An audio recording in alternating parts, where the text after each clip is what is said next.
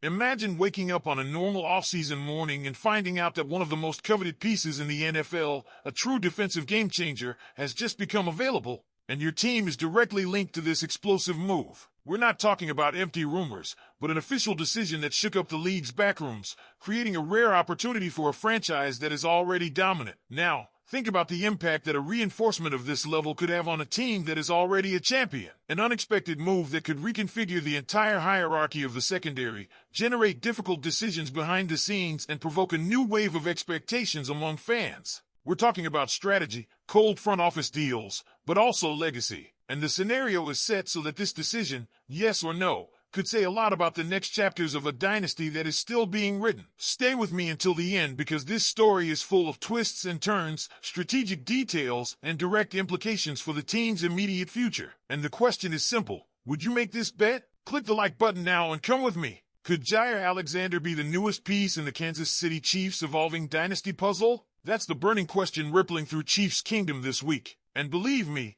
this is not just another offseason rumor. We're talking about one of the top cornerbacks in the NFL suddenly hitting the open market and Kansas City being in prime position to make a move.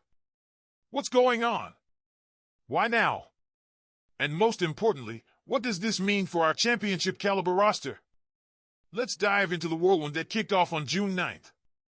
Early that morning, news broke from NFL insider Ian Rappaport that the Green Bay Packers were officially releasing star cornerback Jaire Alexander. That's right, cutting ties with a two-time second-team All-Pro and two-time Pro Bowler, all to save a staggering $34.6 million against the cap over the next 2 seasons.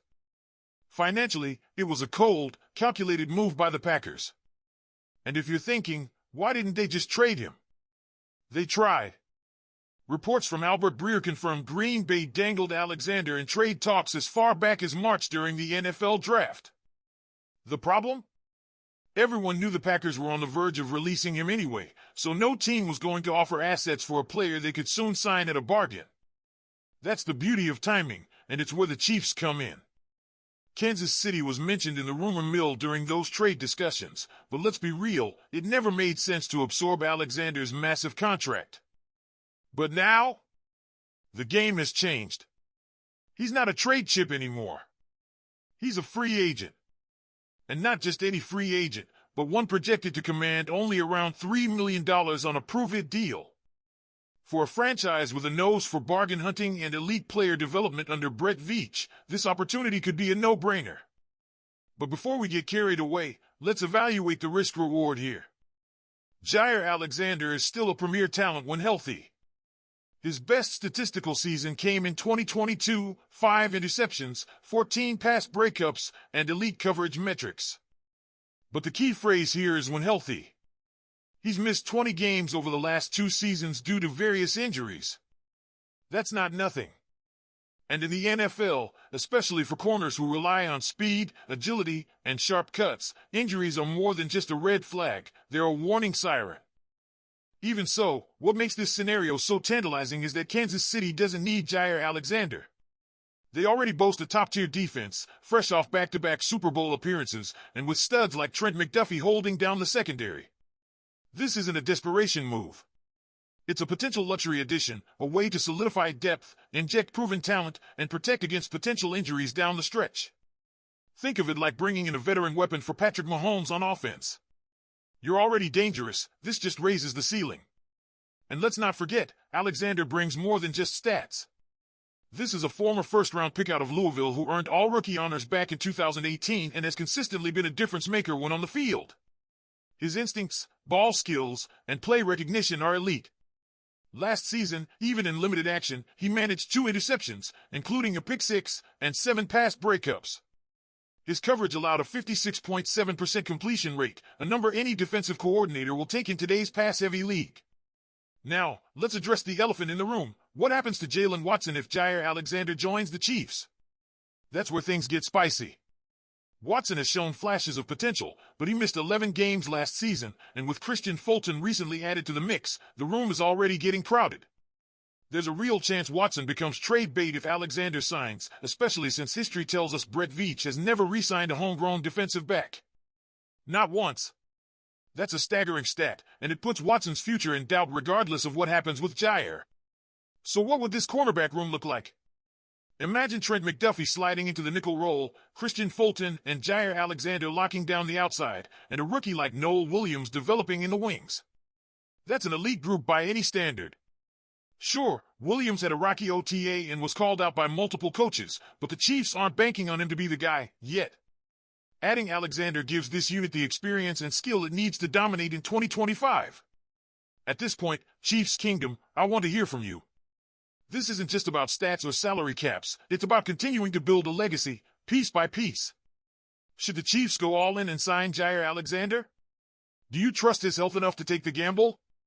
Or do you think this team should ride with the current roster and focus on long-term stability? Let me know in the comments. Because here's the kicker, signing Jaire Alexander isn't just about filling a spot in the secondary. It's about culture. It's about sending a message that Kansas City isn't content with maintaining excellence, they're pushing the limits of what a modern NFL dynasty looks like. Think about what this team stands for: competitiveness, resilience, adaptability. Alexander's arrival, even on a short-term prove-it deal, fits perfectly into that mindset. And let's not forget the leverage Kansas City holds. No other team in the league can offer what the Chiefs can. A real chance at a Super Bowl. A proven system with elite coaching and leadership. A roster built around the best quarterback in the world, a defensive unit that continues to evolve, and a front office that turns late-round picks and cast-offs into household names. Kansas City isn't just a stopgap in a player's career, it's where careers peak. So let's say Veach pulls the trigger and brings Jaire into the fold. What happens next? Jaylen Watson likely becomes the odd man out, not because he lacks talent, but because of the harsh realities of roster management. You can't pay everyone. And if history holds true, Veach might look to move Watson for future draft capital before he hits free agency. That's how Kansas City keeps this machine humming, forward-thinking decisions, even when they sting. Even beyond the top of the depth chart, Alexander adds security. A player of his caliber allows defensive coordinator Steve Spagnuolo more flexibility with coverage schemes, blitz packages, and situational matchups. You give Spags a versatile, physical, ball-hawking corner who can shadow top receivers, and you're going to see fireworks, especially come playoff time. And don't underestimate the psychological boost. Signing a name like Jaire Alexander sends ripples across the league. It reminds teams that the Chiefs aren't resting on their Super Bowl laurels. They're hunting for more. It energizes the locker room. It challenges younger players to elevate. It's the type of move that makes a statement, and the message is clear: we're not done yet. Now it's your turn again, Chiefs Kingdom. If Jaire Alexander were to join the red and gold, would you consider this the best secondary in the NFL? How do you feel about potentially moving on from Jaylen Watson? Drop your takes in the comments, and don't forget to hit that like button if you're enjoying the deep dives.